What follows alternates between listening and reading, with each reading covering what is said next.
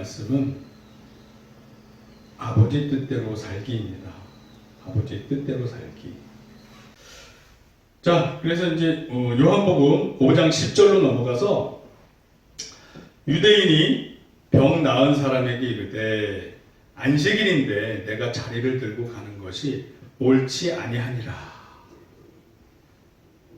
유대인들이 이렇게 얘기를 했어요. 병들어서 예수님이 38년 동안 병들어서 고생한 사람을 예수님이 고쳐줬는데 고작 기껏 한다는 말이 안식일에 행하지 못할 일을 했다는 거예요. 이게 얼마나 자기중심적이고 이기적이에요. 자기가 진짜 38년 동안 아팠어 봐요. 어떻게 그런 말을 그 앞에서 할 수 있어요? 그 고통을 알아요? 그 고통을 알아요? 38년 동안의 그 고통을 전혀 헤아리지 못하잖아요. 전혀 헤아리지 못하고 너가 이거는 안식일에 할 일이 아니다 이러고 있어요. 상대방의 고통을 전혀 헤아리지 못해요.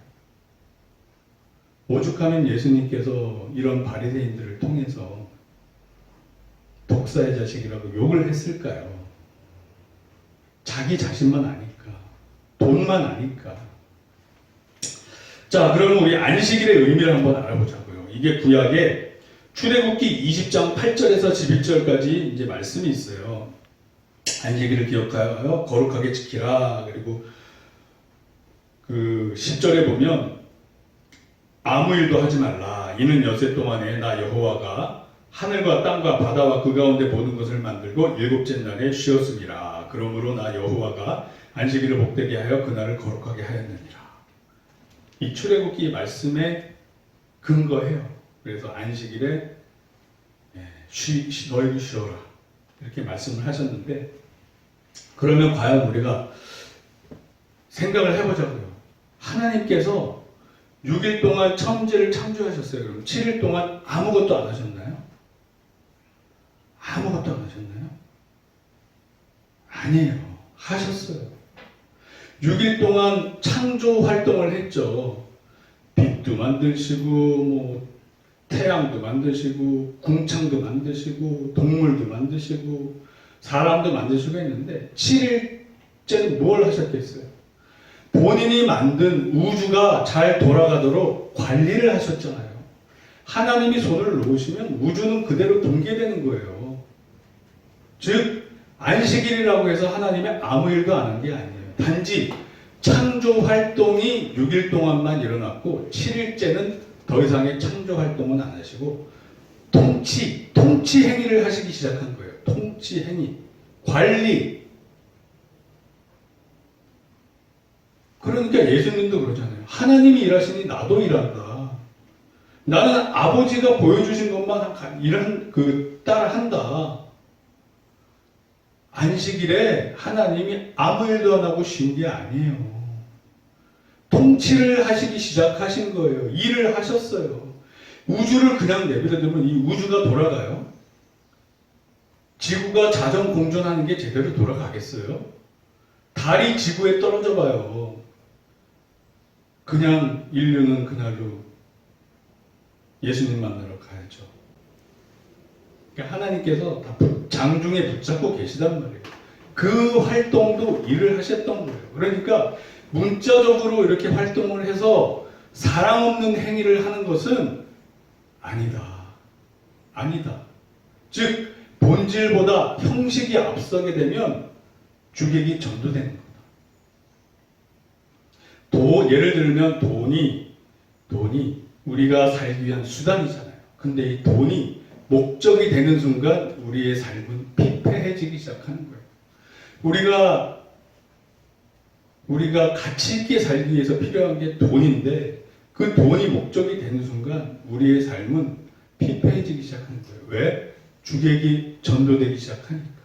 똑같아요. 율법은 왜 하나님이 우리에게 주셨어요? 율법을 왜 하나님이 우리에게 주셨어요? 말씀을 보면 나와 있어요. 레위기 18장 5절 말씀을 보면 너희는 내 규례와 법도를 지키라. 사람의 일을 행하면 그로 말미암아 살리라. 나는 여호와니라. 즉 율법은 우리를 살리기 위해서 만든 거예요. 왜 그 목적을 깨닫지 못하냐고요. 그러면 예수님께서 38년 된 병자를 살리셨어요. 그럼 율법의 목적에 맞잖아요. 근데 율법의 형식에만 갇혀서 안식일에 너가 하지 못할 일을 했다 이렇게 하는 게 맞아요? 이게 맞냐고요. 맞지 않아요. 천지를 창조하신 하나님, 예수님은 그 본질을 명확하게 보고 말씀하시잖아요. 율법의 형식이 중요한 게 아니다. 안식일은 너희를 살리기 위해 만든 제도다. 아멘. 그 뜻인 거예요. 자, 그러면 예수님이 이런 말씀 하셨잖아요. 마가복음 2장 27에서 18절 말씀 보면 안식일이 사람을 위하여 있는 것이요. 안식일이 사람을 위하여 있대요. 사람이 안식일을 위하여 있는 것이 아니니 이러므로 인자는 즉 나 예수 그리스도는 안식일에도 주인이니라. 아멘. 아멘. 안식일의 주인은 유대인들도 아니고 예수 그리스도예요.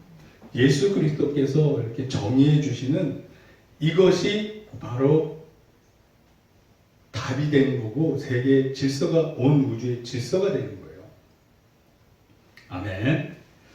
아멘이에요. 예. 우리가 그래서 본질을 잃을 때 항상 위험해질 수 있다. 하나님께서 율법은 우리를 살리시기 위해서 만들어 놓은 거다라는 그 본질을 잃으면 안 돼요. 자, 그래서 예수님께서 이제 안식일의 정신을 이제 말씀하신 구절이 한 세 구절이 있어요. 제가 그거를 읽어드릴게요. 누가복음 14장 3절에서 6절 말씀을 보면 또 그들에게 이르시되 너희 중에 누가 그 아들이나 소가 우물에 빠졌으면 안식일에라도 곧 끌어내지 않겠느냐 하시니 그들이 이에 대하여 대답하지 못합니다. 그러니까 안식일에 너희 자식이 물에 빠져서 죽게 됐으면 안식일이라고 그걸 내비두겠냐. 구할 거 아니냐. 소가 빠져도 구할 텐데 38년 된 병자를 구하는 게 이게 율법 정신에 어긋나는 것이냐. 예수님께서 이렇게 되물으시는 거죠. 이스라엘과 유대인을 향하여 또 우리를 향하여 물으시고 계세요. 너희가 보기에 이게 율법 어기는 것 같지? 그러나 율법의 정신을 봐봐. 이 생명을 지금 살리고 있잖아. 그럼 뭐가 옳으니?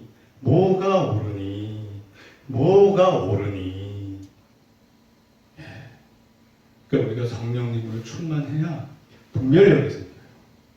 이게 지금 사람을 살리는 일인지 거기에 포인트를 맞춰야지. 이게 지금 율법의 형식을 지키냐 어긋나냐 거기에 포인트를 맞추면 안 돼요. 아멘. 아멘. 하나님 사랑, 이웃 사랑도 그렇게 해야 돼요. 예수님처럼 살리는 방향으로. 아멘. 아멘. 할렐루야.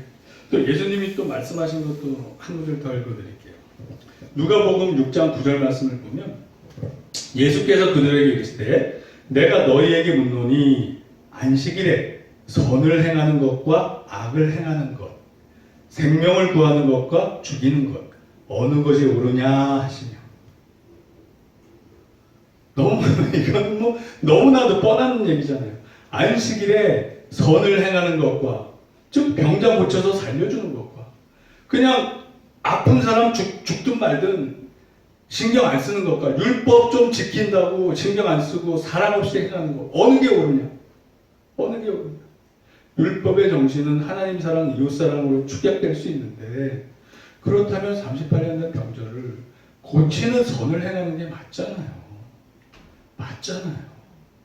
예, 맞아요.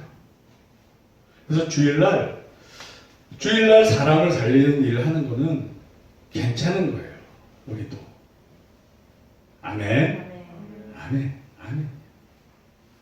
할렐루야.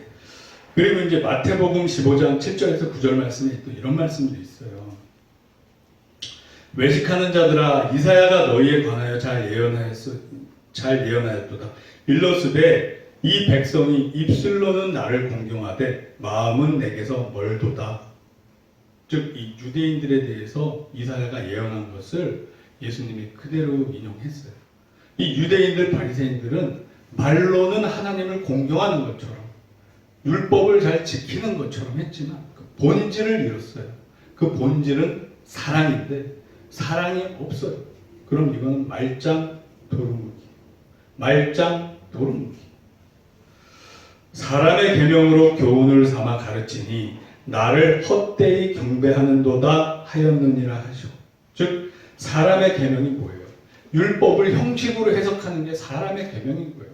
하나님이 이 율법을 주셨을 때는 그 본질은 살리는 것, 사랑이었단 말이에요. 그걸 다 놓치고 형식만 따지고 앉아있어요. 형식만 따지고 앉아있어요. 형식만 따지고 앉아있어요. 과연 그 안에 하나님의 뜻이 있는지 없는지 분별조차 하지 않고, 네, 우리는 앞으로 사람을 살리는 일을 합시다. 아멘이에요. 아멘. 설령 그게 율법에 좀 안 맞아 보일 수가 있어요. 그러나 율법의 정신에 맞는지 안 맞는지를 봐야 돼요. 왜? 예수님께서 그렇게 하셨으니까. 예수님께서 우리에게 그렇게 가르쳐 주셨으니까. 네, 아멘입니다. 네, 그리고 5장 14절 말씀을 보면 또 이런 말씀이 있어요. 그 후에 예수께서 성전에서 그 사람을 만나 이르되 보라 내가 나았으니 더 심한 것이 생기지 않게 다시는 죄를 범하지 말라 하시니. 그러니까 38년 된 병자한테 이제 너가 구원을 받았으니 새 생명을 얻었으니 그리고 또 예수님께서 고쳐졌다는 것을 알게 됐으니 앞으로 너의 생애는 예수님을 잘 믿으면서 믿음 생활 하렴, 이런 뜻이에요. 다시는 더 이상 죄 짓지 말며. 이게 그러니까 예수님을 믿지 않는 모든 사람들은 다 죄인이잖아요. 근데 이제 예수님을 알게 됐어요. 그 이후에는 예수님을 배반하지 말고 끝까지 예수님을 잘 믿고 회개에 합당한 열매, 성령님의 열매, 예수님의 성품을 닮아가는 삶을 살면 돼요. 아멘이에요. 아멘. 네, 그리고 17절에 보면 예수님께서 이제 이렇게 말씀하세요. 예수께서 그들에게 이르시되 내 아버지께서 이제까지 일하시니 나도 일한다 하시네. 18절 유대인들이 이로 말미암아 더욱 예수를 죽이고자 하니 이는 안식일을 범할 뿐만 아니라 하나님을 자기의 친아버지라 하여 자기를 하나님과 동등으로 삼으심이로라. 자기를 하나님과 동등으로 삼으심이로라. 진짜 너무 멋있는 말씀이에요. 예수님의 정체성이 여기 다 나타나요. 예수님의 정체성이 하나님의 또 다른 자아인 거예요. 또 다른 하나님이 예수님이신 거예요. 아멘. 아멘. 그러니까 예수님이 이런 말씀을 하시면 저 말로만 하나님을 믿는 저들이 자신을 핍박할 거를 다 알고 계셨어요. 그리고 결국에는 자기를 적대시하다가 십자가에 못 박아 죽일 것까지도 알고 계셨어요. 그럼에도 불구하고 예수님은 이 길이 나의 길이다. 이 길이 나의 사명이다. 이 길이 저들의 생명의 길이다. 는 것을 아시고 그 길을 순종을 하셔요. 어떤 마음으로? 기쁜 마음으로. 왜? 사랑하니까. 내가 사랑하는 자녀들이 예수님을 믿고 구원받기를 바라셨으니까 기쁜 마음으로. 물론 그 죽음의 고통을 예수님도 누구보다도 잘 알고 계셨어요. 그래서 땀이 피가 되도록 막 겟세마네 동산에서 간절한 기도까지 하셨어요. 하지만 결국엔 나의 원대로 마옵시고 아버지 뜻대로 하옵소서. 그리고 마지막까지 있는 힘을 다해서 순종을 하셔요. 아멘. 이것을 우리가 배워야 돼요. 그러니까 우리가 크리스찬으로서 이 땅을 살아가다 보면 겪는 고난들이 있을 수 있어요. 내가 예수님을 믿기 때문에 진리를 선포할 때 사람들이 나를 적대시할 수 있고, 내가 예수님을 믿기 때문에 죄 짓는 자리에 가지 않기 위해서 분리될 수가 있고, 내가 예수님을 믿기 때문에 성령님의 열매를 맺기 때문에 그 열매를 맺지 않는 사람들이 나를 적대시할 수 있어요. 하지만 이 길이 하나님의 길이면, 이 길이 하나님의 길이면 저들이 나를 적대시하고 핍박하고 십자가에 달지라도 그게 하나님의 뜻이고 길이라면 그 길을 가야 돼요. 아멘.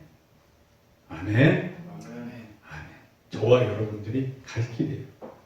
우리가 크리스찬으로서의 정체성이 바로 서게 되면 예수님을 닮아가고 따라가게 돼 있어요. 예수님의 삶은 내 앞에 어려움, 힘든 환경 다 알고 계셨지만 하나님의 뜻이 무엇인가를 분별해서 죽더라도 그 길을 순종하고 가세요. 왜? 하나님은 창조자시고 종을 주시니까. 예수님은 창조자시고 종을 주시니까. 이 땅에서의 삶이 다가 아니라는 걸 알고 계셨단 말이에요. 그래서 그 앞에 있는 기쁨을 위하여 십자가를 지시고 또 그 수치를, 모든 수치를 참으셨다고 해요. 그리고 하나님 우편에 앉으셨다고 하니까 우리도 예수님의 이러한 사랑의 길, 설령 환경으로는 어려워 보이고 환경이 세상이 나를 적대시할지라도 이 길이 하나님의 뜻에 맞고 이 길이 가야 될 나의 사명이라면, 소명이라면 주저하지 마시고 그 길을 가시는 저와 여러분들이 될 줄로 축원합니다. 아멘. 말씀 하나 읽고 말씀을 마치도록 하겠습니다. 마태복음 16장 24절에서 25절 말씀. 이에 예수께서 제자들에게 이르시되 누구든지 나를 따라오려거든 자기를 부인하고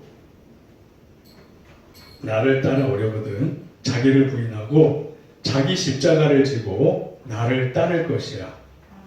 누구든지 제 목숨을 구하고자 하면 잃을 것이요 누구든지 나를 위하여 제 목숨을 잃으면 찾으리라. 아멘. 기도하겠습니다.